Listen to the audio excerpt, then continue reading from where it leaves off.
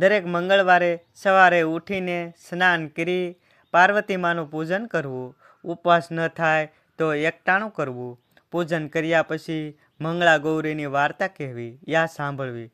કન્યાઓ વિવાહ થયા પછી પતિનું સુખ મળે તે માટે આ વ્રત પરણીને સાસરે ગયા પછી 5 વર્ષ કરે છે. વ્રત કરનારે 1 વર્ષ પિયરમાં અને 4 વર્ષ સાસરામાં વ્રત કરવું. પતિ સુખ સંતત સંપત્તિનું સુખ સાંપડે છે, તેથી સંસાર સુખી રહે છે. એક ગામમાં બહુ દયાળુ વણિક અને વાણિયા રહે છે. તેમના આંગણે આવેલા કોઈ પણ યાચક ખાલી હાથે પાછો જાય નહીં.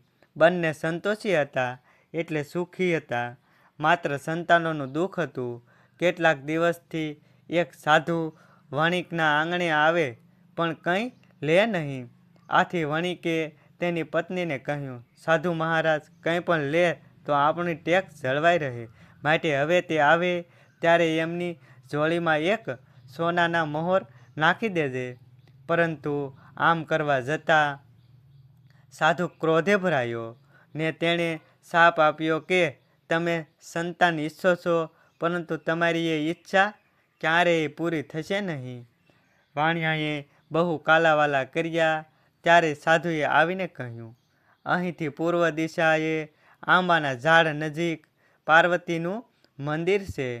ત્યાં તારા પતિને માતાની આરાધના કરવા મોકલજે. માતા પ્રસન્ન થઈ જરૂર વરદાન આપશે. સાધુના કહેવા પ્રમાણે મંગળા ગૌરી માની આરાધના વણિકે કરી તો પાર્વતી માતાએ પ્રસન્ન થઈ તેને કંઈ વરદાન માગવા કહ્યું. વણિકે પુત્રની માગણી કરી તો માતાએ કહ્યું, હે ભક્ત, તારા ભાગ્યમાં સંતાન યોગ નથી. તેમ છતાં 21 વર્ષ જીવે એવો દીકરો કે પરણ્યા પછી તરત રાંડે એવી દીકરી એ બેમાંથી એકનું વરદાન આપું. કહે તારી શું ઈચ્છા છે? વણિકે 21 વર્ષ જીવે એવા પુત્રની માગણી કરી. પાર્વતી માતાએ તથાસ્તુ કહી જણાવ્યું કે સામે આંબો દેખાય છે તેની નીચે ગણપતિની મૂર્તિ સ્થાપેલી છે. તે આંબાની એક કેરી તોડીને તારી પત્નીને ખવડાવજે. તેથી તેને એક પુત્ર અવતરશે.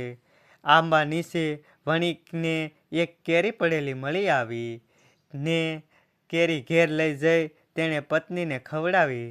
તેથી તેને સડતા દિવસો થયા અને પૂરા 9 માસે તેણે એક રૂપાળા પુત્રને જન્મ આપ્યો. તેનું નામ તેણે શિવશંકર પાડ્યું. સમયને જતાં ક્યાં વાર લાગે છે? શિવશંકર તો લાડકોડમાં ઉછરીને ખાસો 20 વર્ષનો થઈ ગયો. એક દિવસ શિવશંકર તેના મામા સાથે કાશી ક્ષેત્રની જાત્રાએ ગયો. અધવચ્ચે જતાં એક મોટું તળાવ આવતા મામા ભાણેજ ત્યાં ભાતું છોડીને ખાવા બેઠા. એવામાં ત્યાં આગળ 2 છોકરીઓ પાણી ભરવા આવી ને આસપાસમાં વાતો કરવા લાગી. તેમાં શાંતા હતી તે તેની સહીપણી કાંતાને કહેવા લાગી, ઈલી કાંતા, આ વખતે શ્રાવણ મહિનામાં મંગળા ગૌરી વ્રત કરજે. આ વ્રતના મહિમા એવો છે કે જે સ્ત્રી આ વ્રત કરે તે વિધવા થાય નહીં. હું તો દર વર્ષે મંગળા ગૌરી વ્રત કરું છું. શાંતાને કાંતા પાણીના બેડા માથે મૂકીને ઘર તરફ જવા લાગી. તેમની પાછળ મામા ભાણેજ પણ ચાલી નીકળ્યા. રસ્તામાં શાંતાનું ઘર આવતા તે તેમના ઘરમાં જતી રહી. ઘરના આંગણામાં ખાટલામાં શાંતાના પિતા બેઠા હતા. મામાએ તેમની પાસે જઈ રામ રામ કર્યા. શાંતાના પિતાએ સામા રામ રામ કરી. તેમની પાસે બેસાડ્યા ને પીવા માટે પાણી મંગાવ્યું. પછી મામાએ પોતાના ભાણેજની તેમને ઓળખાણ આપી અને પોતે તેને લઈ કાશી જાત્રાએ જાય છે તેવું જણાવ્યું. એવામાં શાંતાના પિતાએ શાંતાનો ખ્યાલ આવ્યો. સોહમણા શિવશંકરને જોઈને તેમણે મનમાં વિચાર કર્યો કે મારી દીકરી શાંતા હવે પરણવા યોગ્ય ઉંમરની થઈ ગઈ છે અને ન્યાતમાં તેને યોગ્ય મૃત્યુ છે નહીં. જે શિવશંકર સાથે તેને વિવાહ થઈ જાય તો માથેથી ભાર ઓછો થાય. શાંતાના પિતાએ આ વાત મામાને કરી. મામાએ તે જ વખતે બંને પક્ષની સંમતિથી શિવ શાંતાના વિવાહ કરી નાખ્યા. મામાએ ભાણેજ પછી તો કાશીની જાત્રા કરી આવી ઝટપટ ઘેર પહોંચી ગયા ને શંકરના વિવાહ કર્યાની વાત જાહેર કરી. આથી શિવશંકરના માતા પિતાને અત્યંત આનંદ થયો. આવતા વર્ષે શિવશંકરને 21મું વર્ષ બેસતું હતું ને તે જ વર્ષે તેને ઘાત હતી. લગ્ન પણ તે જ વર્ષમાં હતા. પરંતુ આ વાત માત્ર મામા જ જાણતા હતા. વૈશાખ માસ આવતા શિવ શાંતાના લગ્ન થઈ ગયા. પરણ્યાની પહેલી રાતે શાંતાને સ્વપ્ન આવ્યું. સ્વપ્નમાં મંગળા ગૌરીમાં આવીને શાંતાને કહેવા લાગ્યા, શાંતા, આજે તારા પતિના માથે ઘાત છે. થોડી વાર પછી આ ખંડમાં એક સાપ આવશે અને તે તારા પતિને દંશ દેશે.